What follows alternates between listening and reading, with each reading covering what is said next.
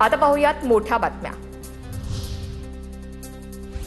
माहिती अधिकाराच्या नव्या नियमांविरोधात अण्णा हजारे आक्रमक। नवे नियम रद्द करा अन्यथा 5 जुलैपासून बेमुदत उपोषण। अण्णा हजारेंचा राज्य सरकारला इशारा। माहिती अधिकार कायदा कमकुवत होत असल्याचा अण्णा हजारेंचा दावा।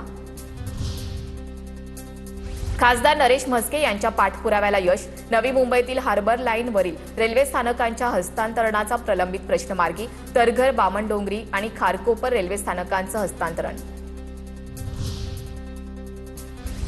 महाराष्ट्राची एप्स्टीन फाईल या चित्रपटाचं शूटिंग मुंबईमध्ये सुरू। शिवसेना नेत्या आणि अभिनेत्री दीपाली सय्यद, रुपाली चाकणकर यांच्या भूमिकेत दीपाली सय्यद यांचा फर्स्ट लुक समोर, तर भोंदू खराची भूमिका बजावणाऱ्या अभिनेत्याबाबत कमालीची गुप्तता।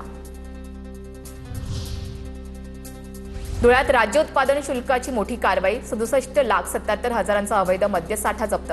2 आरोपी फरार। बीडच्या परळीमध्ये वाण धरणावर अवैध पाणी उपसा मोटारीवर कारवाई। कारवाईसाठी गेलेल्या पथकाला शेतकऱ्यांच्या रोषाचा सामना करावा लागला।